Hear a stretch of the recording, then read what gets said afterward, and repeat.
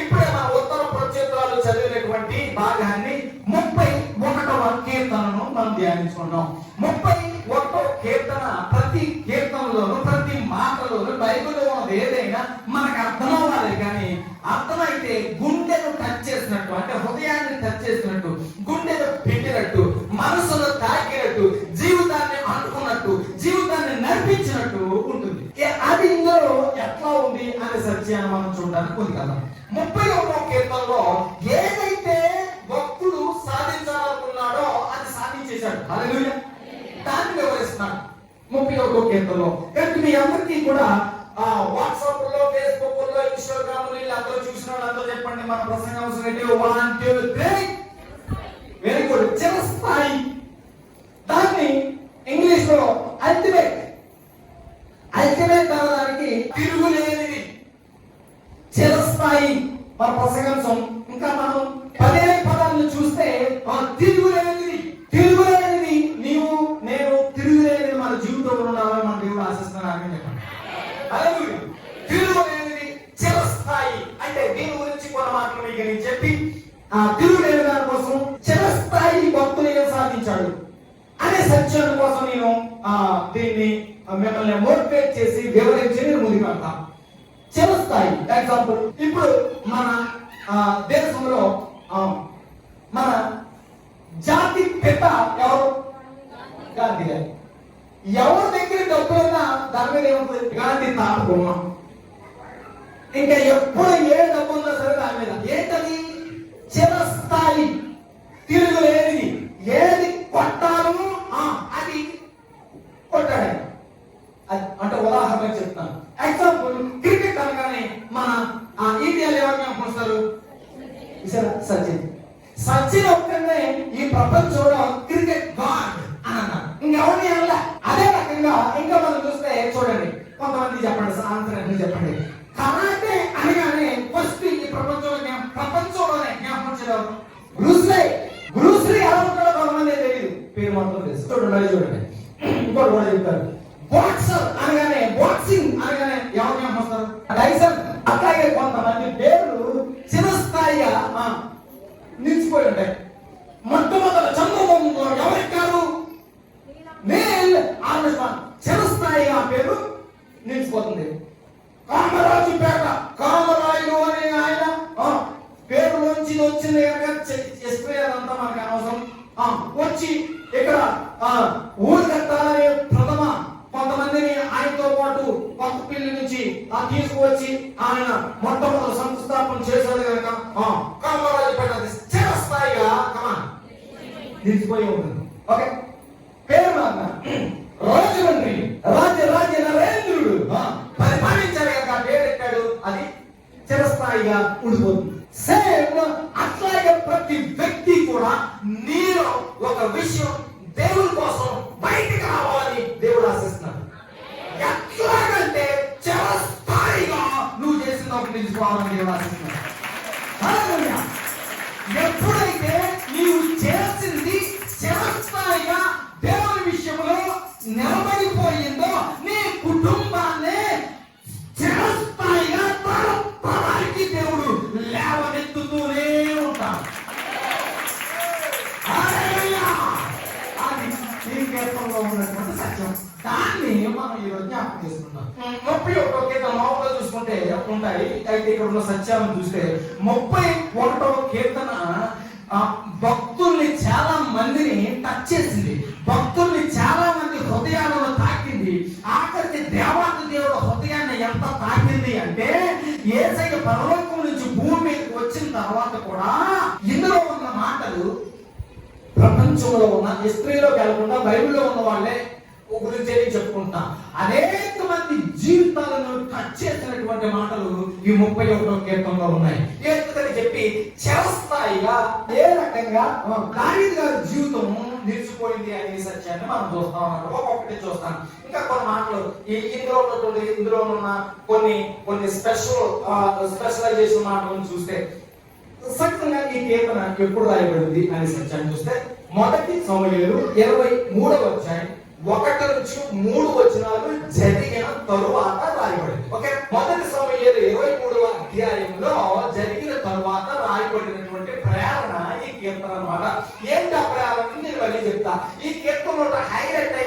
నేను చెప్తున్నా. ఈ కీర్తనలో ఉన్నటువంటి గొప్ప విషయాలు నేను చెప్తున్నా. ఈ కీర్తనలో ఒక మాట ఉన్నది.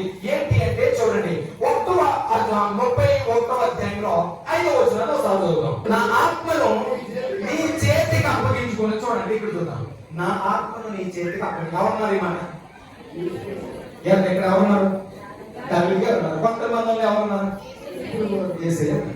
సిరిలో ఆఖరి మాట అన్నాడు, నా ఆత్మను నీ చేతికి అప్పగించుకుంటున్నారయ్యా. అంటే పరలోకంలో ఇక్కడ దావీదు గారు చేస్తూ ఉన్న ప్రార్థన లేదా ఈ పాట పరలోకాన్ని కదిలించిన మాట. యేసయ్య పరలోకంలో ఉన్నప్పుడు భూమి మీదకి రానప్పుడు హల్లెలూయా ఎంత కదిలించిందంటే, భూమి మీదకి వచ్చిన తర్వాత కూడా దావీదు గారు మాట్లాడిన మాటల్ని సర్వ సృష్టికర్త యేసయ్య భూమి మీదకి వచ్చి ఆ మాటలు మాట్లాడుతున్నాడు. హల్లెలూయా.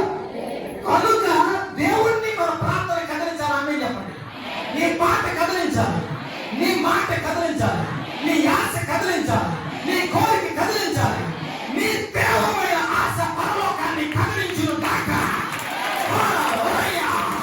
దావీదు గారు కూడా ఆయన దావీదు గారి మాట రాశాడు, ఈ పాట రాశాడు, ఈ పాట పాడాడు. కానీ ఇది బైబిల్ అవుతుందని దావీదు గారికి తెలియదు. ఇదే ఆ మాటను యేసయ్య ఉపయోగిస్తాడని దావీదు గారికి తెలీదు. అంటే ఈ రోజు నువ్వు మనస్ఫూర్తిగా చేసిన ప్రార్థన పరలోకాన్ని కదిలిస్తుందన్నమాట. హల్లెలూయా. అందుకే చివరిగా మళ్ళా దావీదునే జ్ఞాపకం చేసుకున్నాడు యేసయ్య. హల్లెలూయా. ఇంకా ఈ కీర్తన యొక్క హైలైట్స్ అన్ని చెప్పి దీని సారాన్ని చూపించడానికి నేను ముందుకు వెళ్తాను. చూద్దాం. చూడండి చూడండి కీర్తన 31లో 1వ వచనం చదవండి. నీ శరణు వచ్చి ఉన్నాను, నీ నీతిని బట్టి నన్ను రక్షించుము. దేనిని బట్టి రక్షించుము? నీతిని బట్టి రక్షించుము. ఈసారి రోమీయులకు రాసిన పత్రిక 1వ అధ్యాయం 17వ వచనం చదవండి. రోమ 1:17 చదవండి. నీతిమంతుడు విశ్వాస మూలముగా జీవించాలని. అన్ని మాట రాశారు, పౌలు గారు రాశారు. ఎప్పటికీ కూడా ప్రపంచ మేధావుల్లో పౌలు గారు ఒక వ్యక్తి. ఆయన నీతివంతుడు విశ్వాస మూలముగా బ్రతుకును అన్నాడు. అంటే ఈ మాట ఎక్కడి నుంచి ఆయన ఇన్స్పిరేషన్ గా తీసుకున్నాడు, ప్రేమగా తీసుకున్నాడు అనమాట. దావీదు గారు 31వ కీర్తన నుంచి. హల్లెలూయా. ఈ కీర్తనలో ఉన్న మాట మొదట ఉపయోగించారు. అదే దావీదు గారు రాసిన కీర్తనలో బయట వాళ్ళు ఇంకా మొదట ఎవరు ఉపయోగించారు ఈ మాటని? యేసయ్య. నా ఆత్మని చేతికి అప్పగించుకుంటున్నాను. ఎవరు ఉపయోగించారు? యేసయ్య ఉపయోగించాడు. ఇంకా ఇప్పుడు ఒక వచనాన్ని ఎవరు ఉపయోగించారు? పౌలు గారు ఉపయోగించాడు. ఇంకా చరిత్రలు అయితే చాలా ఉన్నాయి. ఈ రోజు లోతరన్ మిషన్, లోతరన్ చర్చెస్ రావడానికి కారణం ఎవరు? లోతర్ గారు. ఆ లోతర్ గారిని కదిలించిన మాట ఇదే. కీర్తన 31వ అధ్యాయం 1వ వచనంలో 3వ లైన్. ఆయన యూనివర్సిటీలో టాప్ లో ప్రసంగించమంటే కూడా ఈ లైన్ తీసుకుని ఆయన ప్రసంగం చేశాడు. ఆ తర్వాత రోమపత్రిక 1వ అధ్యాయం 17వ వచనాన్ని కోట్ చేసుకుని ఆయన అంతవరకు అప్పుడు ఒక కల్ట్ ప్రవేశించింది ప్రపంచంలో. మరి స్త్రీలో పోతున్నా ఓకే, ప్రొటెస్టెంట్ ని తయారు చేసి గొప్ప ఉద్యమాన్ని తీసుకొచ్చి అంత మార్పుని తీసుకొచ్చి కొన్ని కోట్ల మందిని రక్షించాడు మార్టిన్ లూథర్. కారణం ఈ వాక్యం. సరే, బైబిల్లో ఏమన్నా చెప్తా. బయటకు అర్థంగా జాన్ హస్ చాలా మంది ఉన్నారు ప్రపంచంలో. చూడండి 31వ కీర్తనలో మొదట ఒక వచ్చిన 5వ వచనాన్ని ఆ బైబిల్లో ఆ దావీదు గారు ఉపయోగించారు. తర్వాత ఎవరు ఉపయోగించారని చెప్పు? రెండోది ఎవరు ఉపయోగించారు? పౌలు గారు. ప్రపంచం మేధావుల్లోనే పౌలు గారు అప్పుడు టాప్ 10 ఫిలాసఫర్స్ లో is one of the places. Paul గారు ఇప్పటికీ కూడా అంత గొప్ప మేధావైన పౌలు గారు కూడా అంటే నీవు హృదయపూర్వకంగా దేవుడిని నమ్మి కదిలిస్తే నీ తెలివితేటలకు మించి, నీ జ్ఞానానికి మించి, లోకంలో ఉన్న ఫిలాసఫీకి మించి ఈ మాట దేవుడి దగ్గరికి చేరుతుంది. హల్లెలూయా. హల్లెలూయా. దావీదు గారు తెలివైనోడా, పౌలు గారు తెలివైనోడా అని అడిగితే పౌలు గారు ముందు దావీదు గారు 10వ వంతు కూడా కాదు. కానీ పౌలు గారు మాత్రం అంత తెలివైన వ్యక్తి మాత్రం దావీదు గారి మాటల్ని ముందు పెట్టుకుని వెళ్ళారు. అన్నిటికన్నా దేవుడికి చెప్పాడు. చేసేయాలని చెప్పండి. దేవుడికి చెప్పాడు. దేవుడికి చెప్పాడు. దేవుడికి చెప్పాడు. కమాండ్ చెప్పండి. దేవుడికి చెప్పాడు. వాక్యములని చెప్పాడు. వాక్యములని చెప్పాడు. వాక్యములని చెప్పాడు. అంతే. నేను ఎక్కడ చెప్పాడు. నేను చూస్తా చేయను దేవుడు కూడా ఏం చేస్తాడు? నేను చూస్తాను. నిన్ను కూడా దేవుడు చూస్తే రాదు, ఆయన నిన్ను హెచ్చేస్తే వస్తుంది. అదే ఇక్కడ చూద్దాం. ఇంకా మనం చూస్తే బైబిల్లో అందరికన్నా ఎక్కువ హింస పొందినటువంటి ప్రవక్త ఎవరు? యిర్మీయా గారు. అందరికన్నా ఎక్కువ హింస పొందిన వాడు యిర్మీయా అందరికన్నా ఎక్కువ 7 సార్లు ఈ జ్ఞాపకం చేసుకున్నాడు. హల్లెలూయా. ఎన్నిసార్లు? యిర్మీయా పుస్తకంలో కానీ మనం చూస్తే 7 సార్లు ఈయన జ్ఞాపకం చేసుకున్నట్టు మనం చూస్తాం. 7 సార్లు జ్ఞాపకం చేసుకున్నట్టు. నేను ఇంటికి తర్వాత రాసుకుంటే రిఫరెన్స్ నేను చెప్తాను. యిర్మీయా 6వ అధ్యాయం 25, 46వ అధ్యాయం 5వ వచనం, 49వ అధ్యాయం 29వ వచనం, 20వ అధ్యాయం 10వ వచనం, ఆ తర్వాత 18వ అధ్యాయం 4వ వచనం, 19వ అధ్యాయం 10వ వచనం, 22వ అధ్యాయం 28వ వచనం. టోటల్ ఎన్నిసార్లు? 7 సార్లు యిర్మీయా గారి మాటల్ని, దావీదు గారు చెప్పిన మాటలను జ్ఞాపకం చేస్తున్నాడు. హల్లెలూయా. ఇప్పుడు చూడండి, దావీదు గారు ఈ కీర్తనలో పలికిన మాటను మొట్టమొదటి ఎవరు ఉపయోగించుకున్నారు? యేసయ్య. ఏం చెప్పాలి చెప్పండి. అందుకనే ఈ రోజు దావీదు గారు భూమి మీద ఉన్నప్పుడు యేసయ్య భూమి మీదకి వస్తాడని దావీదుకు తెలుసు. అందుకని అనేకమైన ప్రవచనాలు ప్రవచించాడు. కానీ దావీదు గారికి ఉపయోగించిన భాష, దావీదు గారు ఉపయోగించిన అభిలాష, దావీదు గారు ఉపయోగించిన వొకాబులరీ యేసయ్య భూమి మీదకి వచ్చిన తర్వాత ఉపయోగిస్తాడని మాత్రం దావీదు గారికి తెలియదు. అంటే నీవు ఈ రోజు నీవు చేయాల్సింది 100% చేస్తే దేవుడే నిన్న అక్కడ జ్ఞాపకం చేసుకుని చిరస్థాయిగా ఆయన లేవనెత్తాడు. హల్లెలూయా. ఎందుకంటే నీవు ప్రతి వ్యక్తి కూడా చిరస్థాయిగా ఉండిపోవాలని దేవుడు కోరుకుంటాడు. ఆమేన్. ఇక దావీదు గారి కీర్తనలో పూర్తిగా చెప్పాలని నేను అర్థం చేసుకుని చెప్పాలి అని ఆతృతపడుతున్నాను. దానికి పరిశుద్ధాత్మ దేవుడు తోడై ఉండి మీకు అర్థం చేసే నడిపింపులోనికి నన్ను నడిపించును గాక. ఎందుకంటే దావీదు గారు ఇక్కడ ఉన్న వారు ఎవరికీ లేనటువంటి యాతన, ఇక్కడ ఉన్నటువంటి వారు ఎవరికీ లేనటువంటి దౌర్భాగ్యం, నికృష్ట స్థితి దావీదు గారికి ఉంది. అటువంటి వ్యక్తి సాధించి చిరస్థాయిగా ఉంది. చివరిగా ఈ కీర్తనలో హైలైట్ అయినటువంటి విషయం ఏంటంటే 24వ వచనం. ఇప్పుడు ఎవరు చదువుకండి. ఏంటంటే చివరిగా ఒక పంచ్ డైలాగ్ తో కీర్తనను ముగించాడు. అదనమాట హైలైట్. చివరికి వచ్చేసరికి నేను మళ్ళీ జ్ఞాపకం చేసుకుంటాను. ఓకే, ఇప్పుడు చెప్పండి. మొదట ఇది ఎంతమందికి ఇన్స్పిరేషన్ అయి ప్రేరణ అయింది? మొదట ఎవరు పెంచారు ఈ మాటని? తర్వాత ఎవరు? పౌలు గారు. మూడవది ఎవరు? యిర్మీయా గారు. ఇంకా ఎవరు ఉపయోగించారు? మీకు చెప్తాను చూడండి. అపోస్తలుల కార్యములు 7వ అధ్యాయం 59. ప్రభువా నా ఆత్మను చేర్చుకోమని అంటే చాలా సరిపోతుంది. అంటే దావీదు గారు పలికిన పలికి ఇంకా ఉపయోగించుకున్నారు. స్టెఫను కూడా ఉపయోగించుకున్నారు. దేవుడి స్తోత్రం కలిగిన గాక. హల్లెలూయా. చూడండి, శిష్యులు దావీదు గారు పలికిన మాటల్ని వారు ఉపయోగించి మాట్లాడారు. అంతా చెప్పండి. ఎవరు? శిష్యులకు గురువు అయినటువంటి సర్వ సృష్టికర్త అయిన యేసయ్యే మానవుడు పలికిన మాటలను ప్రేరణగా తీసుకుని భూమి మీద తన చివరి మాటగా మిగిల్చాడు. అది చిరస్థాయిగా, ఎంత చిరస్థాయిగా దావీదు గారి అమ్మగారి మాటలు నిలిచిపోతున్నాయి మాత్రం దావీదు గారికి తెలియదని చెప్పండి. దావీదు గారికి దావీదు గారికి ఈ రోజు నువ్వు ఏం చేసినా ఎవడో చూడక్కర్లేదు. దేవుణ్ణి బట్టి నువ్వు ఏం చేసావో చేయాల్సింది చేస్తే, 1 2 3 చేయాల్సింది చేస్తే చెప్పండి. 1 2 3 1 2 3 చిరస్థాయిగా నువ్వు తీర్చుకో. హల్లెలూయా. దావీదు గారు అనుకున్నారు పాపం, కానీ ఎంత చిరస్థాయిగా నిలిచిపోతారని దావీదు గారికి మాత్రం అర్థం కాదు. ఇప్పుడు ఆ తర్వాత అర్థమైంది. ఒకవేళ ఇప్పుడే కానీ దావీదు గారు మన అందరినీ చూస్తున్నారు అనుకోండి, దేవుడి చిత్తమైతే కూర్చుని కాక చూస్తున్నారు అనుకోండి, ఆయన కూడా మన సంఘం మీద ఒక పని అక్షరాలు ఏమి కాక. హల్లెలూయా. ఘనత మహిమ యేసయ్య తెచ్చేదని కాక. హల్లెలూయా.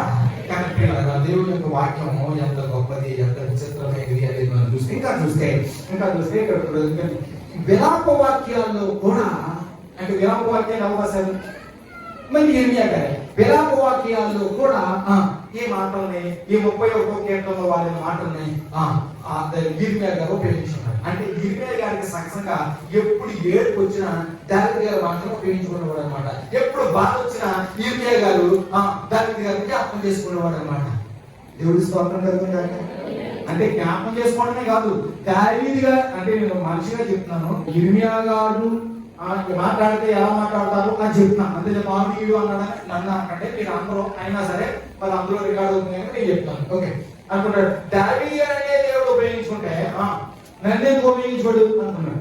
అదే ఎందుకంటే దావీదు గారు కుదిరేవాడు కాదు, మనకి తెలియనటువంటి చాలా అతి భయంకరమైనటువంటి పాపాలు చేసినటువంటి వ్యక్తి ఎవరు?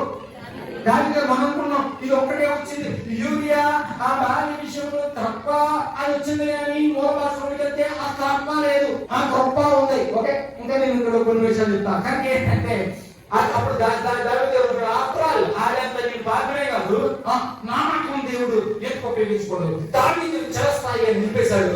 నన్ను ఎదుగునేప్పుడు దాని యిర్మీయా గారికి కూడా చివరికి ఒక శోకమైంది. కానీ ఆయన జీవితమే ఒక చిరస్థాయిగా ఒక పరిశుద్ధ గ్రంథంలోకి వచ్చేస్తుందని మాత్రం యిర్మీయా గారికి తెలియదు. యిర్మీయా గారు బ్రతికొండగా తన కోరుకున్న జరగలేదు. యిర్మీయా గారు తన జీవితంలో చచ్చిపోయాడు కానీ తను అనుకున్న కోరిక మాత్రం తెరలేదు.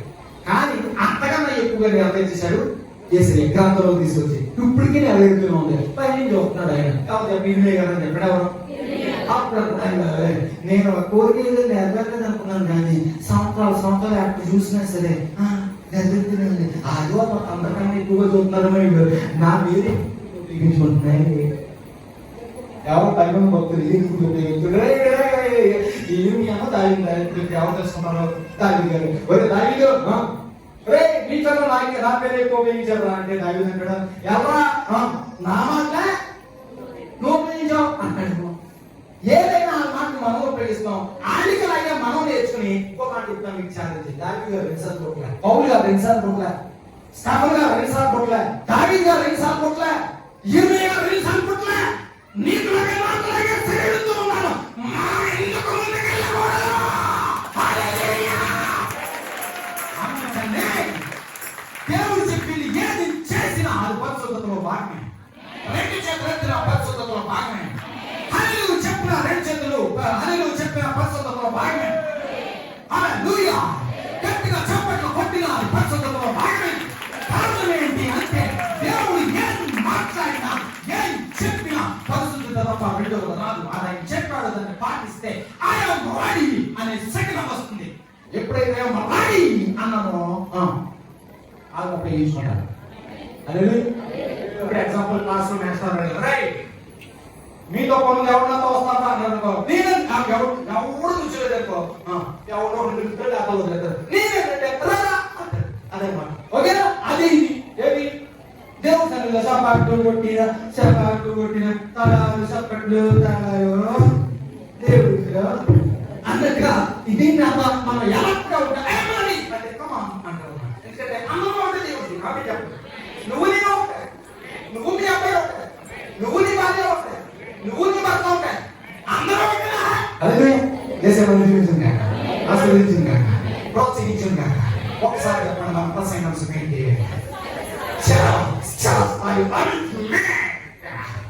నిలిచిపోయేది. హల్లెలూయా.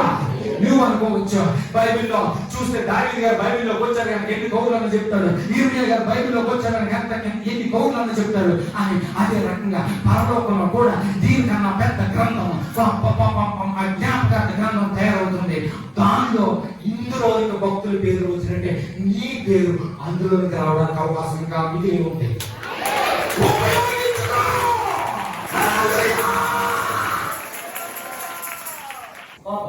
ఇప్పుడు కొన్ని మాటలు చూడాలనుకుంటున్నాను.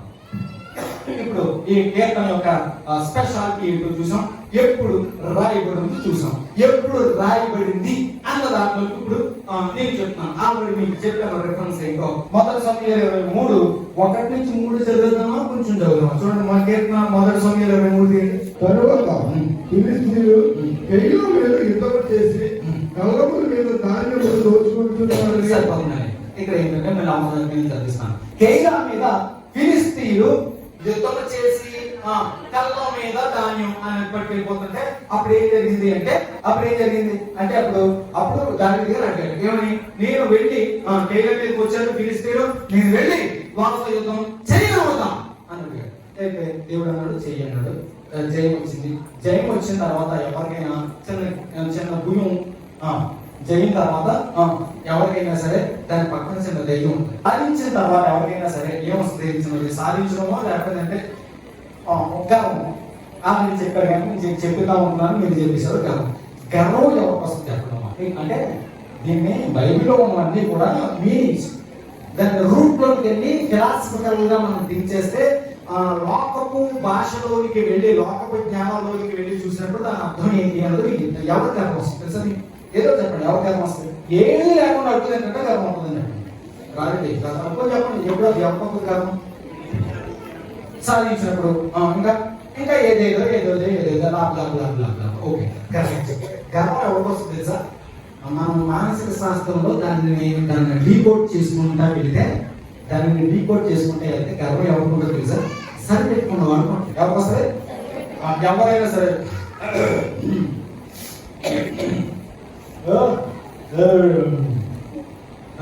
అంటే తన జీవితంలో ఏం చేస్తున్నాడు అనమాట, ఇంకా ముందుకెళ్ళాడు దాని అర్థం. ఓకే, దేవుడు ఏం చెప్తున్నాడు? సరిపెట్టుకోకరా, ఇంకా నేను ఏం చేయాలనుకుంటున్నా అంటే అదే ఒక ఇస్త్రీ కొట్టు వేసిన అని అర్థం. అంటే ఇంక కాకుండా అనుకో నేను కొట్టించినాను అని చెప్పండి.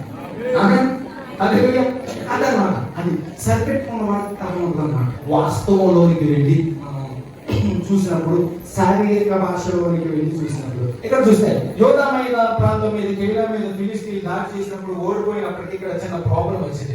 ఓడిపోతున్నారు అనుకుంటే ఇక్కడ కేయిలా దగ్గర ఒక పెద్ద ప్రాబ్లం ఉంది. ఫిలిష్తీయులు కేయిలా ఎందుకు యుద్ధానికి ఎందుకు వచ్చారు అంటే కూడా అక్కడ ఒక చిన్న హిస్టరీ ఉందన్నమాట. ఎందుకంటే ప్రత్యేకించి నేను ఎలా ఇక్కడ మనం దీని హిస్టరీలో వెళ్ళి చూసామనుకోండి విచిత్రంగా ఉండదు అనమాట. ఎందుకంటే కేయిలా మీదకి యుద్ధం వచ్చిన చరిత్రను కానీ చూస్తే అక్కడ విచిత్రంగా ఉండదు అనమాట. కారణం ఏంటంటే ఇప్పుడు ఒక గ్రూప్ లో 100 మంది ఉన్నారు, ఒక గ్రూప్ లో 5 మంది ఉన్నారు. ఇప్పుడు 100 మంది కలిసి 5గురిని ఓడించడం సులువా కష్టమా? చాలా కష్టం కదా చెప్పండి. 100 మంది ఒకవైపు 5 ఒకవైపు. ఇప్పుడు 5గురిని 100 మందికి జయించడం సులువా కష్టం? చాలా సులువు. కానీ ఇక్కడ విచిత్రం ఏంటంటే అక్కడ కొద్ది మంది వచ్చారు కేయిలాని జయించడానికి. ఇందుకే దేని జయించడానికి వచ్చారు అంటే అక్కడ ధాన్యం పట్టుకోవడానికి వచ్చారు. ఇక్కడ దావీదు గారికి మాట తెలిసిన వెంటనే దేవుడి దగ్గరికి వెళ్ళిపోయాడు. ఎలా అవుతా అన్నమాట అక్కడ వచ్చింది. అసలు ఏం జరిగింది అక్కడ అని ఎక్కడ చూస్తే అక్కడ ఏదో గొప్ప నూరుతున్నారు ధాన్యం అంటే మన భాషలో మార్చుకుంటే అక్కడ అలాగే ఉంది. కొంచెం ఏదో ఒక 2 మాటలు మార్చి మనకు అర్థం చెప్పిన కోపలు వచ్చారు. పూర్వం ధాన్యం దొంగతనాలు, కొప్పలు ఉంటే దొంగతనాలు జరుగుతుంటాయి. అట్లా ఏంటంటే కేయిలాలో కొప్పలు పంటలు అన్ని కోసారు, కొప్పలు వేశారు. ఆ తర్వాత ధాన్యాన్ని నూరుస్తుంటే ఆ ఫిలిష్తీయులు ఏంటంటే కొట్టుకోవడానికి చెప్పేసి వచ్చారు. వెంటనే దావీదు గారు ఏం చేశారంటే వాళ్ళందరూ నోట్లు వేసుకుంటే దేవుడి సరిగ్గా వచ్చింది. మేము ఇక్కడ 100 మంది ఉన్నాం, 5 దొంగతనానికి వచ్చారు, వాళ్ళని పట్టుకున్నావుగా అడుగుతున్నాడు.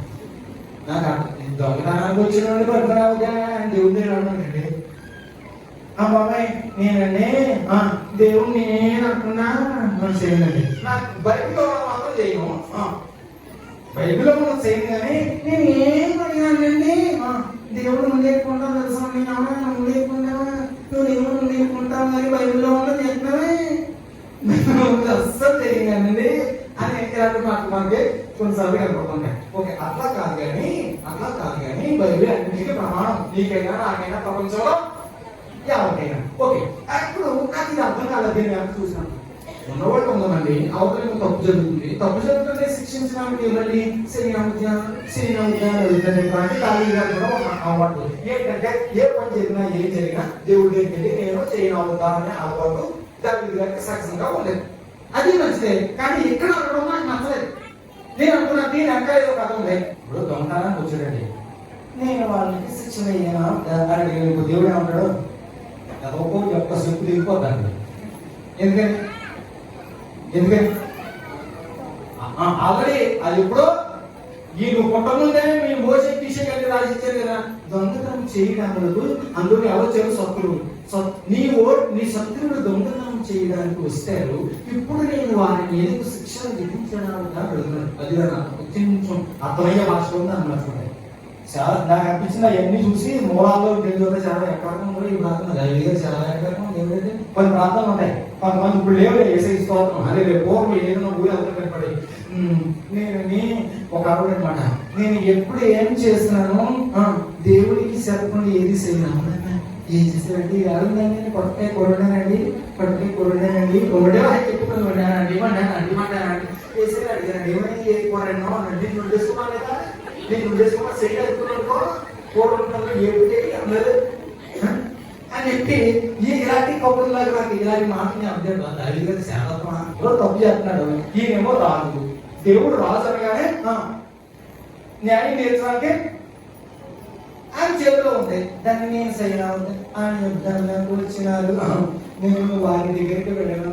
నాకు వారి బాబు చాలా ఎక్కడ దగ్గరికి అన్నట్టుగా ఉంది. కానీ బైబిల్లో కాదు రాదు కదా. దీనికి అదేదో ఉంది అని చెప్పేసి దాన్ని చూస్తే అక్కడ ఉన్న విషయం ఏంటంటే ఇక్కడ తెలుసుకుని దాని చేసుకుని ఓడిపోయినప్పుడు అక్కడ ఏముందంటే సౌలుకు సంబంధించిన బంధువులు వర్గం చాలా మంది వర్గం అక్కడ ఉందన్నమాట. ఆ వర్గాన్ని సౌలు గారు అనకూడదు కానీ సౌలు గారని మామూలు కాదు. అక్కడ గ్రూప్ తయారు చేసి వదిలేశాడు. ఏ గ్రూప్ తయారు చేసి వదిలేశాడు అంటే ఇక్కడ చూసారా ఇప్పుడు మీకు ఎగ్జాంపుల్ చూడండి. కనీసం ఒకరైనా చెప్పేస్తారు. చూడండి ఇప్పుడు రాజు గారిని ఏం చెప్పింది ఎవరు ఒక లేడీ ఆత్మాహుతి దవన ఉంది. వాళ్ళు చచ్చిపోయి మిగతా వాళ్ళని చెప్పేస్తారు. ఆడు చచ్చిపోతున్నాడని బయట లేకపోతే ఆడు ఏం ఎంత మాత్రం ఆపగలమా? ఆడు వచ్చిందే చచ్చిపోవడానికి పోతున్నాడు. ఆడు చచ్చిపోతున్నాడు మీకు ఎవరు చెప్పేస్తారు. సేమ్ అలాగే రాజుగారిని మాకు అక్కడికి వెళ్ళి దండం పెట్టడానికి అందరూ ఎలా వెళ్తారు. దండట్టుకుని ఎలాగెళ్తే ఎలాగెక్కువ ఉంగుంటే ఆయన ఏమంటున్నాడు పాపం కాళ్ళకి దండం పెడుతుంది మనసుని. ఆయన అక్కడన్నా దండం పెట్టకంటే ఎలా కొట్టుకుని ఎలా నొప్పుకుంది బాగుంది ఇవి తెచ్చిపోయింది అని ఇలాంటి గ్రూప్ ని సౌలు గారు తయారు చేసి వదిలేయండి. అదేనమాట తయారు చేసి వదిలేసి అందుకనే మన గ్రంథంలో చూస్తే చివరి వరకు మనం ఇక్కడ చూడండి దీన్ని 20వ అధ్యాయం అంతా మీరు జాగ్రత్త చదువుకుంటే చివరి వరకు సౌలుకి దావీదుకి యుద్ధాలు గ్రూప్స్ కి జరుగుతూనే ఉన్నాయి. చివరికి వచ్చేసరికి అంతకంతకు దావీదు ప్రబలేను అని అనుకుంటున్నాను. ఏంటి అంటే ఈ దావీదుకి సౌలుకి అర్థమైపోయింది. ఈ దావీదు నన్ను ఓడించేస్తాడు, ఈ రాజు అయిపోతాడు, ఈ సొక్కలేదు ఇంట్లో కనుక చెప్పేసి గ్రూపులు తయారు చేసి వాళ్ళ కొన్ని స్థిరాస్తులు ఆ కర్తనాలు ఏడుకుండేలాగా నోట్లేసి రాసిచ్చేసి ఏం చెప్పాడంటే నేను చచ్చిపోతాను కానీ మీ గ్రూపుల పని ఏంటంటే ఒరే నీకు ఎకరం లేదు కదా 100 తీసుకో, ఒరే నీకు ఎకరం లేదు కదా 200 తీసుకో, ఒరే నీ గ్రూప్ అంతటినీ కూడా ఈ 1000 ఎకరాలు తీసుకో. ఇలా అందరినీ గ్రూపుల కింద రాసేసి ఒక ట్రైనింగ్ చేసి ఏంట్రా అంటే నేను ఎలాగ చచ్చిపోతాను రా. నాకు అర్థమైపోయింది ఈ దావీదుడు నన్ను ఎలాగో ఓడించేస్తాడు, నీకు రాజు అయిపోతాడు. కానీ నువ్వు ఒక పని చేయి, మీరు ఒక పని చేయాలి లేదంటే ఏదో టైంలో ఆయన మీరు ఏం చేయాలంటే అవసరమైతే రోజు చచ్చిపో ఎలా అలాగే తింటారంట. 100 ఎకరాలు కదా మా 10 కుటుంబాలు మీకే, మా 10 కుటుంబాలు మీకే, మంది ఇంకోచోట మా 10 కుటుంబాలు మీకే. ఇలాంటి గ్రూపులు కలిసి అనమాట. అలాంటి గ్రూపులు తయారు చేస్తాడు. ఇప్పుడు అలాంటి గ్రూపులు అక్కడ ఉన్నాయి. అక్కడ ఈ బాస్ ఏం తెలియదు ఎవరికి దావీదు గారికి తెలియదు. కొత్తగా రాజయ్యాడు సారు ఎందుకంటే దీన్ని కొత్తగా రాజు ఏంటంటే రెండోది నేను అడిగి చెప్తాను. నేను వచ్చేసరికి తర్వాత చేస్తున్నాడు. నీ చేయగలుగుతా దేవుడు అన్నాడు బాబు ఎవరో వెళ్ళిపోయాడు. యుద్ధం చేసిన తర్వాత ఒక్కసారి పిచ్చిపోయి ఎందుకంటే అంటే మన భాషలో అర్థమైనది ఆత్మాహుతి దాడులు దళాలనేవి కాదు. దానికి ఆ చచ్చిపోవడానికి చెప్పం, ఆ చచ్చిపోవడానికి ముందు చంపేయాలి. ఇలాంటి దళాలు చూపుండేసి ఎవరినే అప్పుడు అటు ఇదేంటి అన్నాడు. ఇలాంటిది గ్రూప్ అన్నాడు. దావీదు గారు ఎర్రిపోయాడు. వెంటనే అక్కడి నుంచి ఏం చేశాడు అంటే అక్కడి నుంచి దావీదు తన ప్రజల్ని యోదయ ప్రాంతానికి తీసుకెళ్లిపోయి అక్కడి నుంచి యోదయ ప్రాంతంలో కొండ మీదకి తీసుకెళ్లిపోయి ఏదైనా దేవుడు యలమన్నారు కనుక వెళ్ళాడు కనుక దేవుడు బతిమాలుకుంటే దేవుడు మార్గం చూపించాడు. అక్కడి నుంచి జ్ఞాపకం చేశాడు అన్నమాట. అప్పుడు ఏం జరిగిందంటే కెయ్యాలో రే దావీదు దావీదు రెండోసారి అభిషేకించాం కొత్త అనమాట. రెండోసారి అభిషేకించాం కొత్త. అయితే మొదటిసారి అభిషేకించాం, ఇప్పుడు రెండోసారి కొత్తగా అయ్యాడు కదా, మనకి కొత్త మోజులో ఉంటాడు. రాజు డైరెక్ట్ గా వచ్చేస్తాం కదా, వచ్చేస్తే మనం చేసేద్దాం అదనమాట. అక్కడ ఉన్న ఈ దళాలు ఇలాగే సిద్ధపడి అనమాట. సిద్ధపడితే దాని నుంచి దేవుడిని తప్పించాడు. ఘనత మహిమ చేసేది కాక ఆమె. ఇంకా మనం చూస్తే ఇక్కడ దావీదు గారి ఈ టైంలో జరిగినటువంటిది ఏంటంటే 31:4 చదువు. 31:4 నా ఆశ్రయ దుర్గమని రహస్యముగా కొట్టిన అదనమాట ఏమంటారు వాడమంటారు అంటే వీళ్ళు ఏం చేశారంటే ఏదో 20 మంది పాత్రలో ధాన్యాన్ని తీసుకెళ్ళిపోతున్నట్టు వచ్చారు. కానీ ఆ ధాన్యం కోసం మాత్రం కాదు. దేని కోసం వచ్చారు? దానిని వాడేయడానికి లేపేయడానికి అన్నమాట జ్ఞానం. ఈ గ్రూప్ అక్కడక్కడ తయారు చేసిన ఈ గ్రూప్. అందుకని చెప్పి ఇక్కడ ధాన్యంలో కొట్టిన వరద నుంచి నన్ను రక్షించాడు అంటాడు. ఈసారి ఎంత వచ్చిందా? మేము శత్రువుల చేత నాకు చెరపట్టలేదు. విశాల స్థలమున నా పాదములు నిలబెట్టింది. విశాల స్థలమున నా పాదము నిలబెట్టింది. విశాల స్థలాన్ని నిలబెట్టడము అనేది ఎందుకు అన్నాడు? దీన్ని చూస్తే విశాల స్థలం ఏంటి? విశాల స్థలములు నా పాదం నిలబెట్టడానికి ఎంతగా పెడుతుంది? 10 ఎకరాల భూమి ఏమన్నా పాదం నిలబెట్టడానికి ఎంత సార్ సరిపోతుంది. విశాలిస్తున్నారు పాదం నిలబెట్టు అని అర్థానికి ఎందుకు అన్నాడు అంటే, ఇక్కడ మొదట దావీదు గారు ఇశ్రాయేలీయులు ఎన్ని తెగలు? 12 తెగలు. 12 తెగలో యోధా గోత్రానికి మాత్రమే ఆయన రాజు అయ్యాడు. మొదటిసారి యోధా గోత్రానికి మాత్రమే రాజు అయ్యాడు. యోధా గోత్రానికి రాజు అయిన తర్వాత ఆయన ఎప్పుడైనా సరే నీవైనా నేనైనా మనం చేయాల్సింది మనం చేస్తే మన పట్ల దేవుడు చేయాల్సింది దేవుడు చేస్తాడు. మొట్టమొదటి ఏం చేయాలి? అందరూ చెప్పండి. మనం చేయాల్సింది మనం చేయాలి. అందరూ చెప్పండి. మనం మానే సాక్షి చెప్పండి. నీ పట్ల దేవుడు చేయాల్సింది దేవుడు చేస్తాడు. అదే మనం చేయాల్సింది మనం చేయకుండా దేవుడు చేయాల్సింది మాత్రం చెయ్యడు. చేసిన తాత్కాలికమైనది చేస్తాడు. మళ్ళీ ఎప్పుడో బాగుమాట స్థిరమైనది ఎప్పుడు చేస్తాడు అంటే అదనమాట. ఇప్పుడు ఇక్కడ నా పాదములు విశాల స్థలమందు నిలబెట్టింది అనే విశాల స్థలం నిలబెట్టింది అనే మాటను మనం చూస్తే ఏంటంటే, ఇక్కడ ఇశ్రాయేలుకి 2 స్థలాలు చాలా ప్రాముఖ్యం. మొదటిది యెరూషలేము, రెండవది హెబ్రోన్. మొదట యెరూషలేములో ఈయన యోధా గోత్రం అభిషేకించి రాజుగా చేశారు. ఆ తర్వాత చూస్తే మనం 2 సమూయేలు 5వ అధ్యాయంలో చూస్తే రాసుకోండి. 2 సమూయేలు 5వ అధ్యాయంలో చూస్తే మిగతా 11 గోత్రాలు వచ్చి హెబ్రోన్ తీసుకుని వచ్చి దావీదు గారిని రెండవసారి అభిషేకం చేస్తారు. హల్లెలూయా చెప్పండి. అంటే ఎన్నిసార్లు అభిషేకం చేశారు? మొదటిసారి ఎక్కడ చేశారు? రెండోసారి ఎక్కడ చేశారు? హెబ్రోన్లో చేశారు. హెబ్రోన్లో చేసిన తర్వాత ఇశ్రాయేలీయులకి హెబ్రోను ఎంత ముఖ్యమంటే ఇప్పటికీ కూడా ఇశ్రాయేలీయులకి హెబ్రోన్లో రెంట్ హౌస్ కోసం దాదాపు 2-3 సంవత్సరాలు లైన్ లో పెట్టుకుంటారు. బాగా ధనికులు ఏం చేస్తారు అంటే ఆ ఉండకపోయినా ఒక రూమ్ చిన్న స్థలం కోరుకుంటే ఒక 50 గజాల స్థలం కోసం ఎన్ని కోట్లు అయినా ఇస్తారు. హెబ్రోన్ అంటారు అంత ప్రాణం అన్నమాట. పూర్వం నుంచే అది వచ్చింది. ఎంత ధనికుడే బాగా ధనికుడు కూడా ఒక రూమ్ అని శాశ్వతంగా నిర్ణయిస్తున్నారు. జీవితం అంతా వచ్చిన రాకపోయింది. ఇటువంటి ఎన్నో దాఖలాలు మనం చూస్తూ ఉంటాం హెబ్రోన్లో. ఇప్పుడు ఏం జరిగిందంటే అంత పవిత్రమైన ఆ హెబ్రోన్, కనీసం హెబ్రోన్ వెళ్తే కడుపు నిండా అన్నం దొరికితే చాలు, నాకు ఎవరైనా హెబ్రోన్ లో నాకు మంచిగా చేస్తే చాలు అనుకునే స్థితిలో ఉన్నటువంటి దావీదుని ఇప్పుడు 11 గోత్రాలు వచ్చి యెరూషలేములో ఇక్కడ యోధా గోత్రానికి సూపర్ గా పరిపాలిస్తూ ఉన్నారని మొత్తం దేశాన్ని హెబ్రోన్ని యెరూషలేముని దావీదు చేతిలో పెట్టారు. దేవుడి స్తోత్రం. ఇప్పుడు దావీదు గారికి ఏం అర్థం కాలే, నా బతుక్కి యెరూషలేము ఒక గోత్రానికి రాజైతేనే చాలా ఎక్కువ అనుకున్నాను. దేవుడు ఏం చేశాడంటే అన్ని గోత్రాల మీద ఇటు యెరూషలేముని ఇటు హెబ్రోన్ని నా చేతిలో పెట్టారా? ఇది కళానిజమా అందుకని విశాల స్థలంలో నా పాదాలు నిలబెట్టాడు అన్నాడు. దేవుడి స్తోత్రం. అంటే నీవు చేయాల్సింది నువ్వు చేసినప్పుడు దేవుడు చేయాల్సింది చేస్తాడు.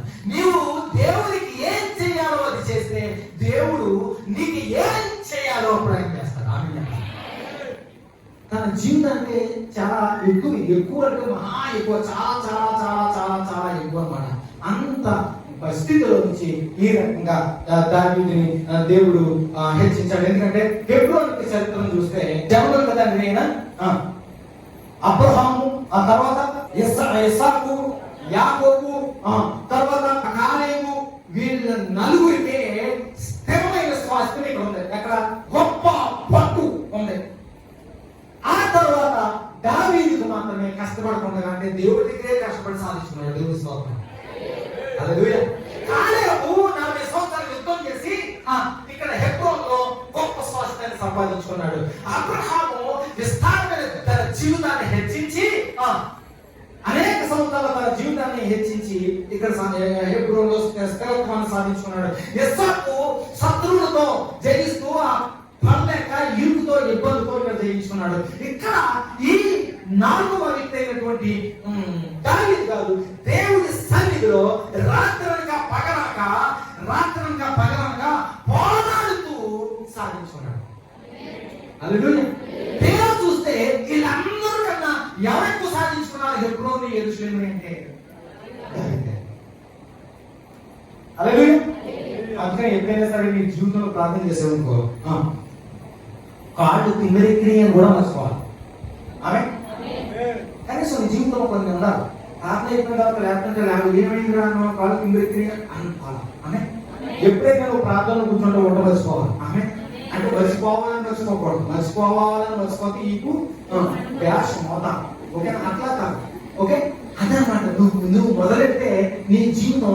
ఎగ్జాంపుల్ చెప్తాను. ఒక వ్యక్తి ఒక పనిలోకి వెళ్ళాడు అనుకోండి, ఒక ఉపాధి హామీ పని, లేదంటే ఒక వ్యవసాయం పని, లేదంటే ఒక ఉద్యోగం. మేము అనుకోవాలి ఉపాధి హామీ అంటే షార్టేజ్ కనుక 100 రోజుల పని కనుక 3 గంటలు ఎంతో సంథింగ్ చూస్తే మనిషి మినిమం 8 గంటలు పని చేస్తే ఉద్యోగం ఉంటారు. 8 గంటలు పని చేస్తే దాని ఉద్యోగం ఉండాలి. ఈ రోజు బైబిల్ మనకి ఏం ఛాలెంజ్ చేసి చెప్తుందంటే, పిల్లలారా, యవనస్తులారా, పెద్దవాళ్ళారా, మనుషులారా, మాట వినపడుతూ ఉన్న వాళ్ళ మీరందరికీ కూడా, మీకు నాకు కూడా దేవుడు వాళ్ళకి ఏం చెప్తుందంటే, రోజుకి నువ్వు రోజుకి 8 గంటలు బయటకు వెళ్తావు, కష్టపడతావు, వంట చేస్తావు, తింటావు, ఉంటావు, పడుకుంటావు, అన్ని చేస్తావు. కానీ కనీసం రోజుకి 4 గంటలు నీ దేవుని సన్నిధిలో ఖచ్చితంగా గడపడానికి ప్రయత్నం చేయి. 2 సంవత్సరాలు అందరూ చెప్పండి, 2 సంవత్సరాల్లో 1 2 3 1 2 3 1 2 3 నీ జీవితంలో సాధించలేనిది, సంపాదించలేనిది దేవుని చేతుల్లో. కానీ నేను ఒక ఛాలెంజ్ చేసి చెప్తాను, నువ్వు చేయలేవు. చేస్తే నువ్వు మనిషివి, లేకపోతే గ్యాస్. ఎందుకంటే ఈ మనిషిగా ఉన్నాడే, ఎవరు చెప్పండి? ఈ మనిషి గారు మనిషి చేయడు. అడుగునే వచ్చు, చేయడం రాదు. అడిగినాడు దేవుడికి ఇష్టపడదు, చేసినాడు అంటే దేవుడికి. శాతం మనిషివా, మాటల మనిషివా? మనిషివాడు నిరూపించుకోని పౌరుషాన్ని చూపించుకో.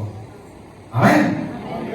జ్ఞాపక గ్రంథంలో ఎక్కించుకొని నీకు కావలసినంత స్థానం ఎక్కించుకో. పరిశుద్ధ గ్రంథం అనే పేరు వచ్చింది.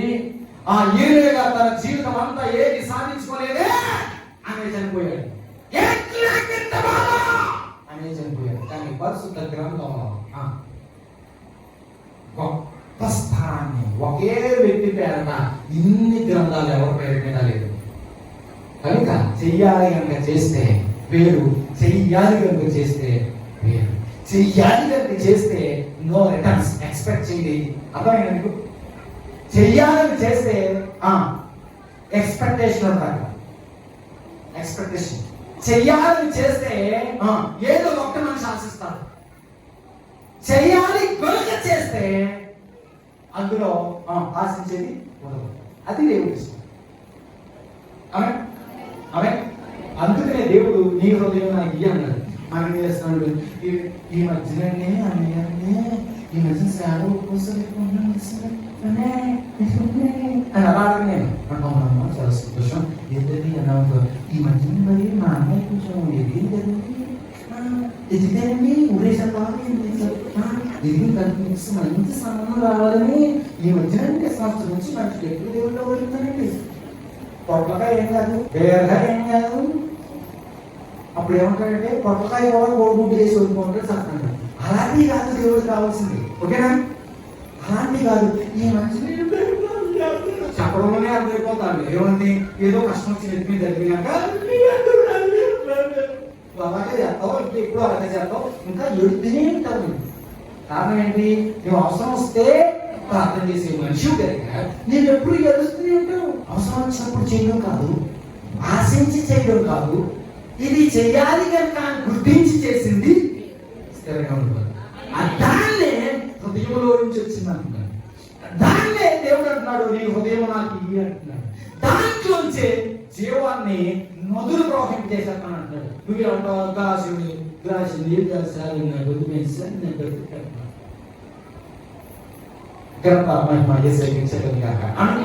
అది ఇక్కడ విశాల స్థలం మీద ఎలుగు అనడానికి దాని యొక్క అర్థము అదనమాట. కొంచెం ప్రాస్తంగా చూడండి, పక్కలో వచ్చింది అదండి సార్.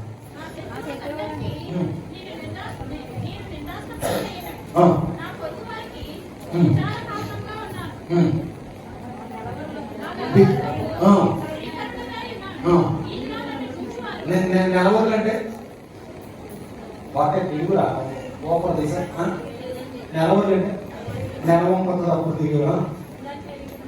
నన్ను ఎరిగినవా నెలవదులు అంటే నన్ను ఎరిగినవా.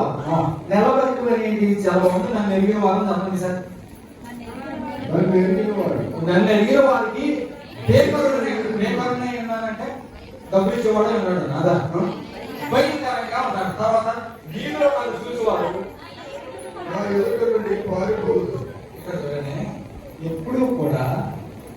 ఎప్పుడూ కూడా నీ ముందు ఉన్న ఛాలెంజే నేను నిలబెడుతుంది. నీకు వచ్చిన కష్టమే నేను ఆశీర్వాదంలోకి నెగ్గుతుంది. నీకు నీ జీవితంలో నీకు నచ్చనిదే నేను ఉన్నత శిఖరాలకు తీసుకెళ్ళడానికి అవకాశం ఉంది. ఇక్కడ దావీదు గారు 10వ వచనం వరకు కూడా 9వ వచనం వరకు కూడా సూపర్ డూపర్ గా ఉంది. ఎందుకంటే ఎందుకు పనికిమాలిన వాడు, ఎందుకు యోగ్యుడు కాదు, పెద్ద చదువు లేదు, పెద్ద అందగాడు కాదు, పెద్ద కుటుంబం నుంచి రాలేదు, ఏది గొప్పవాడు ఎవరి అటువంటి వాడిని దేశానికే రాజు చేశాడు. ఇశ్రాయేలీయులకి ఈ రెండు ముఖ్యం. యెరూషలేము, హెబ్రోను. ఈ రెండు తీసుకొచ్చి ఆయన చేతులు పెట్టాడు. ఆ కొండలో వచ్చేసరికి అంత గొప్పవాడు ఎలా అంటాడు చూడండి, అంత గొప్పవాడు ఏమంటాడు చూడండి. నాకు తెలిసిన వారికి నేను బేకర్ ఉన్నాయి, నాకు తెలిసిన వారికి తర్వాత చూద్దాం ముందు నా పొరుగు వారికి అంటే పొరుగు వారు ఏమనుకుంటారంటే ఈడెవరు బాబు నా ఇంటి పొరుగు అవునే రాజుగారి ఇంటి పక్కన ఉన్నవాడు సంతోషిస్తాడా ఏడుకుంటాడా. కానీ ఏమన్నాడు ఇప్పుడు వారు బాబు ఈ పక్క వచ్చే రాబు అంటున్నాడు. చూడండి ఈ మాట తెలవన్నారు. నా శత్రువులందరికీ నేను నా శత్రువులు లోపుగా ఉన్నాను. నా ఇరుగు పొరుగు వాళ్ళేమో వీడు మా పక్కన ఉన్నాడు బాబు అనుకుంటున్నాడు. తర్వాత నా నిలబడిలో కొట్టిన తెలిసిన వాళ్ళందరూ నా దగ్గర అంటే భయపడుతున్నారు. తర్వాత అంటున్నాడు వీధిలో నన్ను ఎవరన్నా చూస్తారంటే పారిపోతున్నాను. ఒక నాకు వచ్చేందరా రాజుగారు కదా, రా అంటే 100 మంది రావాలి, పో అంటే 10 మంది పోవాలి. 20 మంది ఉన్నారండి అతను 10 లేదు పోగానే పోయింది అన్నట్టు ఉంది. మీకు అయితే నాకు ఉంది, అది నేను నాకు ఒక పిచ్చ ఉంది. అందరికీ ఒక పిచ్చ ఉండాలి. ఏ పిచ్చ అంటే మంచి పిచ్చ అన్నది చెప్పండి. ఏ పిచ్చ ఉండాలి అన్నది చెప్పండి. ఏ పిచ్చ ఉండాలి? మంచి పిచ్చ ఉన్నవాడిని సాధారణ కూడా ఏం జరిగాను. నీకు కొంచెం పిచ్చ ఉన్నారు సాధారణ అది నచ్చినట్టు వాడు ఆనందిస్తారు. ఏమంటే ఇదిగో ఈ వాక్యం పాటించు, ఇది పక్కన పాడి, ఈ వాక్యం పాటించు, ఇది పక్కన పాడాను, ఈ వాక్యం పాటించు, ఇది వాక్యం పాటించు, ఈ వాక్యం పాటించు అంటే నీకు ఏం ఎక్కలేదు పూర్తిగా పిచ్చ. ఏ పిచ్చది? మంచి పిచ్చి పూర్తిగా ఎక్కలేదు కానీ సాధారణ నీకు ఆడుకుంటాడు. నీకు అది తెలియక అనుకుంటాడంటే నేను ఏదైనా చాలా తెలివైన దాన్ని సార్, నేను ఏదైనా చాలా తెలివైన వాడిని తెలుసా, నేను అస్సలు ఏంటంటే నా గుడిగైలో ఉన్నది ఏంటంటే నా మనసులో ఉన్నది ఏంటంటే ఎవరికి తెలియ తెలిసే ఏమి తెలుసులే ఎవరికి ఇవన్నీ అక్కలా. నీవు దేవుళ్ళు ఎదగాలి అంటే నేను ఎదగాలి అంటే దేవుడు ఉన్నట్టు ఉండడం కావాలి. ఆమె కనుక జరిగాక 9వ వచ్చిన వరకు నాకు నేను ఒకటి అడిగితే కోటి ఇచ్చావు, నేను ఒకటి అడిగితే కోటి ఇచ్చావు, కోటి అడిగితే 100 కోట్లు ఇచ్చావు, 100 కోట్లు అడిగితే ప్రపంచాన్ని చేతిలో పెట్టావు అన్నాడు. బాగా కదా. పక్కన వచ్చేసరికి అంటాడు నా ఇరుగు పొరుగు తిరుగుతున్నాడు, నా శత్రువులు ఓడిపోయాను, ఎవరికైనా పడితే పారిపోతున్నారు. అర్థం పర్వాలేదు, ఎవరు పోయిందే అనిపించి దీన్ని నేను ఎక్సర్సైజ్ చేయడం మొదలుపెట్టాను. Exercise means go through for the root meaning which is there when you spoke to that word, exactly when you spoke to that word, the context, real context, and that era, the things what happened and when you spoke that word, ఆ ఏరాలో, ఆ టైంలో, ఆ సమయంలో ఎందుకు ఆ మాట కలిపాడు కవ్వకుండా చెబితే ముందుకు జారిపోయింది అని అనిపించింది.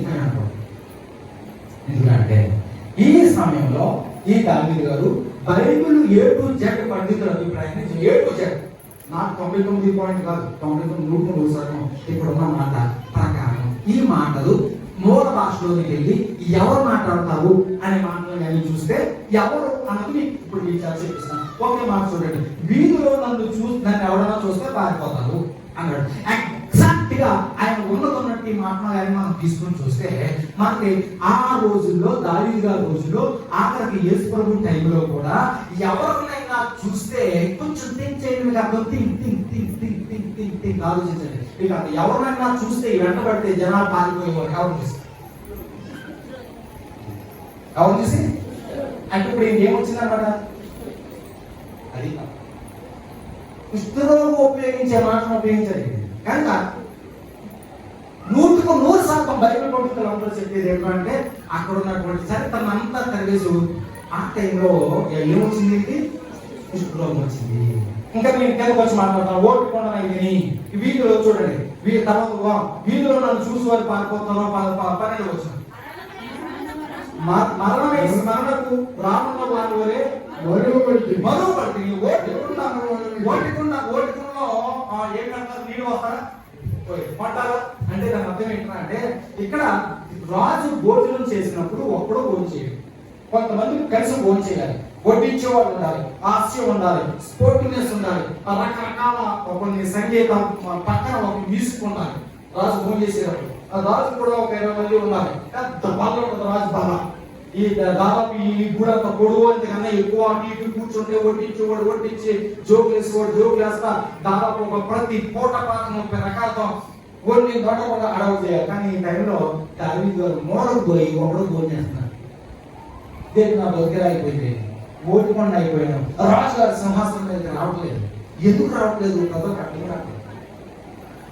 ఎందుకంటే బైబిల్ పండితులు ఏడు చెప్పేది ఏంటంటే ఆ టైంలో కేవలం కుష్ఠరోగి మాత్రమే ప్రపంచంలో ఇశ్రాయేలీ చరిత్రలో ఉపయోగించిన మాటలు ఆయన ఉపయోగిస్తారు.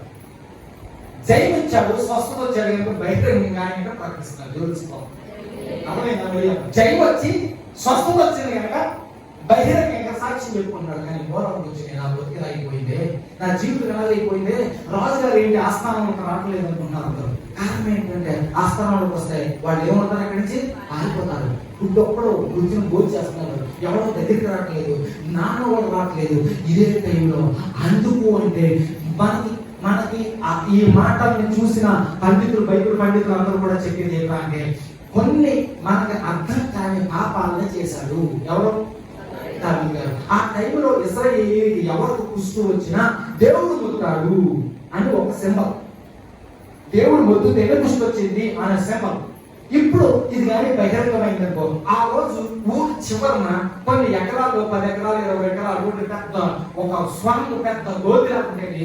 అక్కడికి ఈ కుష్ఠోడిని తీసుకొచ్చి అక్కడ పడేసేవారు. అందులో రోజు సైనికులు వచ్చి నా పైనుంచి గంపలతో గోల్డ్ని వీరికి అందించేవారు. ఆ రకంగా ఉండదు. ఇప్పుడు ఏం అర్థం అవట్లేదు, ఒంటరి అయిపోయినాయి, నీకు ఎవరికైనా కనపడుతున్నది బాధపోతారే, ఈ మాటలన్నీ పడుకుంటే ఇప్పుడు ఈయన పాపం ఈయన మొత్తం వలన ఆయన దేశానికి రాజు అయ్యాడు. అదే టైంలో నాకు ఎప్పటి నుంచో అర్థం కానిది ఏంటంటే బైబిల్లో మనం చూస్తే, మన అంశాల్లో మనం చూస్తే ఏకంత దగ్గరగా చేశాడు. దావీదు మీద, గొప్ప రాజు మీద, సూర్యుడి మీద ఎట్లా యుద్ధానికి వచ్చాడయ్యా అని మనం అనుకుంటున్నాం. కానీ అక్కడ ఉన్న చరిత్ర తెలుసా మీకు? రాజు గారికి ఏమొచ్చింది? ఇప్పుడు వచ్చింది. సింహాసనం మీద కూర్చుంటాడా? లేదు. అంటే ఇంట్లో వాళ్ళకి మాత్రం తెలిసింది ఎలా ఉన్నాడో, రేపు మాపో పోతాడో అన్న రేంజ్లో ఉన్నాడు. అక్కడ ఉన్న ప్రవక్తలో అందరూ కూడా అబ్షాలోం సపోర్ట్ చేశారు. ఇప్పుడు సడన్ గా చచ్చిపోతే అబ్షాలోం ఎట్లా మోటివేట్ చేశారంటే, సడన్ గా ఓడిపోయింది మీ నాన్న దేశం అంతా అలా కలవడం అయిపోతుంది అనుకో. పని ఏం చేస్తావు? నువ్వు రాజు వైపు, అక్కడ ఉన్న ప్రవక్తలు, అక్కడ ఉన్న సైన్యం. రెండోది ఏంటంటే ఎక్కడ తిరిగి బెత్షెబ భర్త ఎవరన్నా బెత్షెబ భర్తను చంపేస్తారు కదా దైవం. ఉరియా మహాయోధుడు, యమా సర్క్యులేషన్ ఉన్నట్టు సర్కిల్, గొప్ప టాప్ సర్కిల్ ఉందన్నమాట. యూరియా యోవాబు స్నేహితుడు మరియు బంధువు. షిమి ఉరియాకి స్నేహితులు మరియు బంధువు. ఇటువంటి యోధులందరూ కూడా ఉరియాకి స్నేహితులు మరియు బంధువులు. ఎప్పుడైతే ఈ సంఘటన జరిగిందో వాళ్ళందరూ కూడా ఇక్కడ పాత సౌలు గారు ఏర్పరచుకున్న గ్రూప్ ఉండే వాళ్ళతో జతకట్టారు. ఇప్పుడు బయటికి కనపట్టలేదు కానీ లోపల దావీదు గారికి వ్యతిరేకంగా అంత ముగ్గుపోయి, బయటికి కనపట్టలేదు కానీ దావీదుకి వ్యతిరేకంగా అందరికీ ముగ్గుపోయింది. అక్కడ కానీ అబ్షాలోము ఒక పని చేస్తుంటే తనే రాజు ఏం చేయాలి అంటే సౌలుని చంపడానికి దావీదుకి అవకాశం వచ్చినా సౌలు చంపలేదు. దావీదు చంపలేదు. ఏమన్నాడు? అవసరమైతే వస్త్రపు కోసుకొని బయటకు వచ్చి, ఇదిగో సౌలా నేను చంపేవాడిని, అయినా సరే నేను చంపలేదు. కారణం ఏంటంటే దేవుడు నిన్ను అభిషేకించాడు కనుక నేను నిన్ను చంపకూడదు అంటే. అప్పుడు సౌలు ఏడ్చాడు, గంగేటు మొసలు కన్నీరు ఏదో కార్చాడు, ఏదో చేశాడు. అయితే ఇక్కడ అబ్షాలోము కానీ నాకు అవకాశం వచ్చింది, అయినా దేవుడి సన్నిధికి వెళ్ళి నేను చైనా వద్దా, నేను రాజుగా ఉండనా వద్దా అని దేవుడిని కానీ అడుగుతుంటే ఆల్రెడీ దేవుడు ముద్దాడి కనుక దావీదుని 100% రాజుగా అభిషేకించేవాడు. కానీ అబ్షాలోము ఏం చేశాడు అంటే తన చాయిస్ తీసుకున్నాడు. దేవుడి మీద ఆధారపడకుండా దేవుడే శపించాడు, అంతా అయిపోయింది, అంతా బాగానే ఉంది అని చెప్పేసి ముందుకు కాలేస్తే దాన్ని అది దావీదు ప్లస్ అయిపోయింది. అప్పుడు ఏం చేశాడంటే దావీదు దేవుడి దగ్గర మొదలు పెట్టి చావరేవో తెలుసుకోవడానికి మొదలు పెట్టాడు. A-Z దావీదు పరిస్థితి ఎట్లా ఉందంటే 0 కాదు, పెద్ద 0 కన్నా హేయమైన స్థితిలో దావీదు ఉన్నాడు. కానీ దేవుడికి దావీదు గారు ఒకటి అర్థం చేసుకుని 16 రోజులు చదవనట్టు ఈ సేవకుల మీద ముఖ కాంతి ప్రకాశం ఏంటంటే ఇక్కడ అర్థమైపోయింది. ఇప్పుడు నీ ముఖ కాంతి మాత్రమే నా మీద ప్రకాశింపజేయి. ఎందుకన్నారంటే ఈ మాట ఈయన మాటల్ని అనేక మంది భక్తులు ఉపయోగిస్తే, బైబిల్లో ఉన్నటువంటి భక్తులు ఆఖరి తీసుకు కూడా ఉపయోగిస్తే, ఈ టైంలో ఈయన మోషే గారి మీదకి వచ్చిన వాక్యాన్ని ఈయన జ్ఞాపకం చేసుకుంటున్నాడు.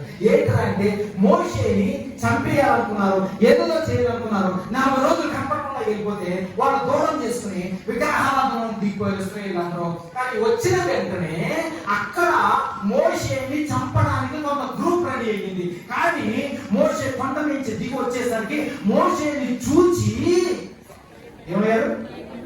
వెరచిరి అన్నట్టు. మోషేని చూచి వెరచిరి అంటే మోషేని చూసేసరికి వాళ్ళందరూ భయపడ్డారు. ఎందుకంటే దేవుని కాంతి, దేవునితో గడిపేందుకు దేవుని కాంతి ఈ మీదకి వచ్చింది.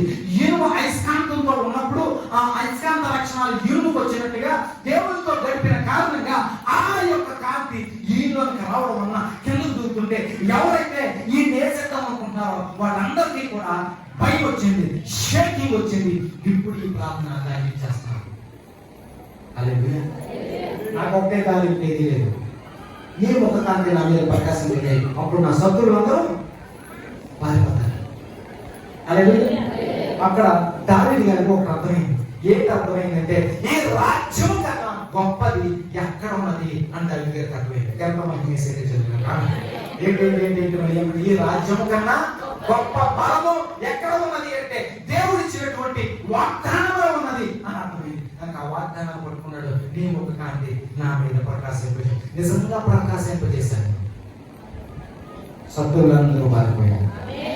0 స్థితిలో ఉన్నాడు, హీరోకి వచ్చాడు. నువ్వెందుకు రాకూడదు అని చెప్పండి. నేను ఎందుకు రాకూడదు? సంఘం ఎందుకు రాకూడదు? పౌరుషం ఉందా, సిగ్గుందా, లక్ష ఉందా, ఆగ్రహిస్తుందా అంటే మీరందరూ సాధించుకోగలరు. నేను సాధించుకోగలను అన్నమాట. హల్లెలూయా! బోయస్ మహారాజ్కి అందరూ చెప్పండి. బోయస్ మహారాజ్కి, బోయస్ మహారాజ్కి. ఒక్కసారి గట్టిగా చెప్పండి. ఈ రకంగా తాను దేవుని సన్నిధిలో తాను ప్రాక్టీస్ చేసుకున్న విధానం మనకు కనపడుతుంది. ఈ 31వ అధ్యాయం మనం చూస్తే 21వ వచనం ప్రాకారముగా పట్టణములో యెహోవా తన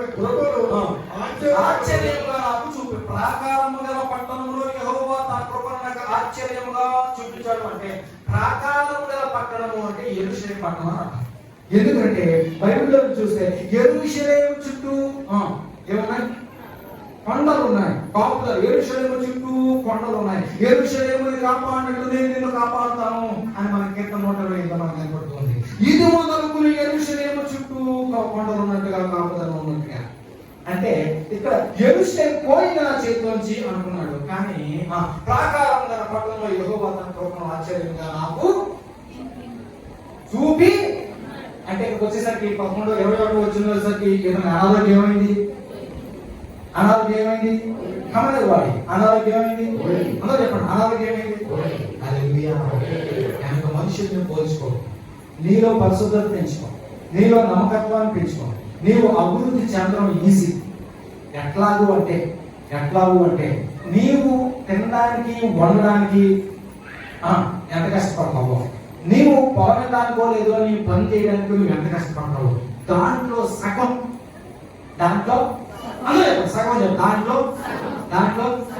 సగం టైం కరెంట్ సంవత్సరాలు దేవుడికి చేయి.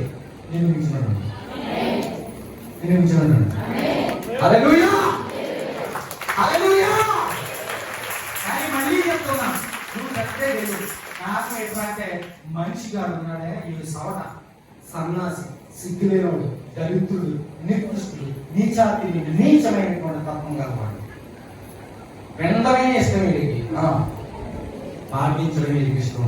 కానీ అదే ఇష్టాన్ని పాటించడానికి నెమ్మదిగా మార్చుకో. నిన్ను మించిన వాడు సంఘం ఉన్నత స్థితి సహవాసం ప్రతి వాడికి అగ్నిగా వాక్యం, శుద్ధి అయిన వాక్యం, ఎవరు చీర్చే వాక్యం చొచ్చుకొని పోవడం గాక. ఇది శక్తి చెప్పదు, బలం చెప్పదు, దేవుని ఆత్మ ద్వారా జరిగి తీరడం గాక. ఇప్పుడు ఇక్కడ ఆత్మ ఏ రకంగా చూడండి, ఈ కీర్తనలో ఎంత అర్థం ఉందో చూడండి. ఈ కీర్తన అంటే యేసయ్య ఉపయోగించాడు, పౌలు గారు ఉపయోగించాడు, ఇర్మియా గారు ఉపయోగించాడు, స్టెఫెను ఉపయోగించాడు, మార్టిన్ గారు ఉపయోగించారు. చర్చలోకి వెళ్తే చాలా మంది ఎంతమంది ఉపయోగించారు. ఎంత గొప్పడైపోయాడు, ఎంత అడిగితే దేవుడు అనుమతించాడు. అన్నిలోంచి నేను మనిషిని రాని మళ్ళీ దరిద్రుడు అయ్యాడు. దరిద్రం అంటే మామూలు దరిద్రం కాదు, ఇక్కడ ఉన్న వాడికి ఎవరికి లేనటువంటి పరమ దరిద్రపు స్థితిలో వెళ్ళిపోయాడు. అందులో నుంచి మళ్ళా హీరోగా నిలబడ్డాడు. నీవు నేను ఎందుకు నిలబడ్డాను? నీవు నేను ఎందుకు సాధించలేను? హల్లెలూయా. దానికి సింపుల్ ముందుకెళ్ళడం సింపుల్. ఒకటే, నీవు రోజుకి 8 గంటలు వంట వండుతున్నావు, తింటున్నావు, పనులు చేసుకుంటాం. అందులో సగం 2 సంవత్సరాలు దేవుడికి చేయి. నేను మించినోడు.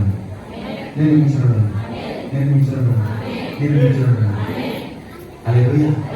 దేవుడు అటువంటి పౌరుషాన్ని సహవాసానికి లేకుండా కాక, ఆత్మీయ శక్తిని హెచ్చింపజేయగాక, ఆత్మీయ పౌరుషం పెరుగుగాక, దేవునితో పోరాడే శక్తి, దేవుని సన్నిధిలో గడిపే శక్తి సహవాసానికి పెరుగుగాక. స్థిరస్థాయిలో ఉండే సంఘంగా దేవుడు దృష్టిలో ఉండే చివరిగా ఈ మాట చెప్పేసి నేను ముగించేస్తాను. చివరిగా సూపర్ డైలాగ్తో కీర్తన ముగించాడండి. సూపర్ పంచ్ డైలాగ్తో ముగించాను. ఏంటి అంటే చూడండి, ఈసారి ఆక్రమణ 24 యెహోవా కొరకు కనిపెట్టువారులారా, మీరందరూ మనస్సును ధైర్యము వహించి నిబ్బరముగా నుండుడి. యెహోవా కొరకు కనిపెట్టువారులారా. ఎవరు కనిపెట్టగలరు?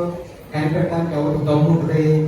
ఆయన్ను వెంబడించిన వాడికి, ఆయన్ని ఇష్టపడ్డ వాడికి, ఆయన వాక్యాన్ని మీద నిలబడిన వాడికి యెహోవా కొరకు కనిపెడతాడు. వాడు అంటున్నాడు, మీరు అందులో మనసులో ధైర్యం ఊహించండి. ఎందుకంటే నన్ను మించిన గొప్పవాడు లేడు, నన్ను మించిన దరిద్రుడు లేడు, నన్ను మించిన చందాలు లేడు. అటువంటి స్థితిలోకి పోయాను. నేను అడిగింది ఎంత అయితే దేవుడు అందించాడు. ఒక యోధ చాలు అనుకున్నాడు, అన్ని గోత్రాలని 12 గోత్రాలని ఇచ్చాడు. అందుకే దేవుడికి పాటించడం ఇష్టం.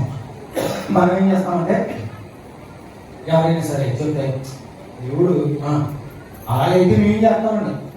ఆయన దేవుడు ఎగ్జాంపుల్ మనం చూస్తే ఏంటంటే, మన గ్రంథంలో చూస్తే చిన్న దాని మీద నమ్మకం ఉంటే దేవుడు ఎక్కడ నిలబడతాడు? పెద్ద దాని మీద నిలబడతాడు. మనం ఏం చేస్తాం?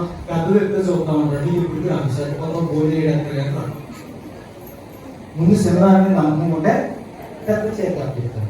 ముందు అప్పచెప్పాడు యోధ, నమ్మకంగా ఉన్నాడు, 11 అప్పచెప్పాడు. ఇక్కడ అందుకనే ఇది ఎలాంటి డైలాగ్ ఇది అని మీకు అర్థం అవడానికి నేను ఒక మాటని నేను చూపిస్తే నేను ముగిస్తున్నాను. చూడండి, యోధ పత్రిక చూడండి, ప్రకటన ముందు ఉన్నది యోధ పత్రిక ఏంటి.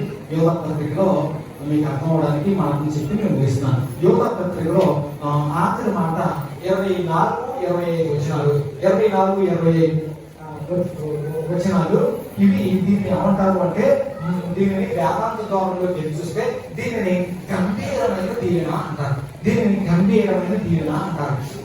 ఇక్కడ 24-25 అని మనం విడదీశారు, కానీ వారు ఇశ్రాయేలీయుల ప్రార్థనలో 24-25 ఒకేసారి చదువుకుంటారు అన్నమాట. చాలా గంభీరమైన మాటది ఇది. ఊపిరి పీల్చుకోకుండా ఇదంతా చదవడానికి వాళ్ళు ప్రాక్టీస్ చేస్తారు. ఊపిరి పీల్చుకోకుండా నాకు మాత్రం ఆఖరి లైన్ దగ్గరికి వచ్చేసరికి మాత్రం ఊపిరి పీల్చుకుని చదువుతున్నాను. అంత గంభీరమైన దాంతో అంటే అటువంటి పంచ్ డైలాగ్ తో దావీదు గారు ఈ కీర్తన ముగించారన్నమాట. చూడండి, ఇప్పుడు వాళ్ళందరూ చదవండి ఒకేసారి 1, 2, 3 అన్న తర్వాత ఎవరు కూడా మ్యాక్సిమం ఊపిరి తీసుకోకుండా నేను చదవండి ఒకేసారి. ఎక్కడ అన్నమాట 20 యోధా పత్రిక 1వ అధ్యాయం 24-25 1, 2, 3 తెల్లకొండ మిమ్మల్ని కాపాడాడు, తన మహిమను ఆనందంతో మిమ్మల్ని నిర్దోషులుగా నిలబెట్టిన శక్తిగా మార్చి దేవునికి మన ప్రభు అయిన యేసుక్రీస్తు ద్వారా మహిమయు మహిమను అధికారము ఆధిపత్యం యుగము బోధము ఇప్పుడున్న సర్వయుగములను కలుగుగాక. ఆమేన్. హల్లెలూయా. అందరూ అప్పుడు ఆమేన్ అంటారు. చూడండి, మన తండ్రి అయిన దేవుని ప్రేమ, క్రీస్తు కృప, పరిశుద్ధాత్మ సహవాసం మన తోడుగా నుండి నడిపించి దీవించి ఆశీర్వదించి ప్రోత్సహించి హెచ్చించును గాక. అని ఎట్లా నేను ప్రతి వారు ముగిస్తానో వారు ఈ రకంగా ముగిస్తారు అన్నమాట.